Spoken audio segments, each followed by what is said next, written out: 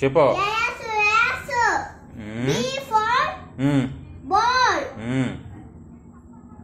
చెప్పు.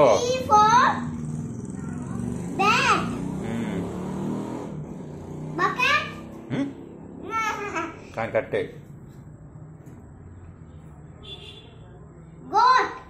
Gota. Brown. C for cat. C for car. C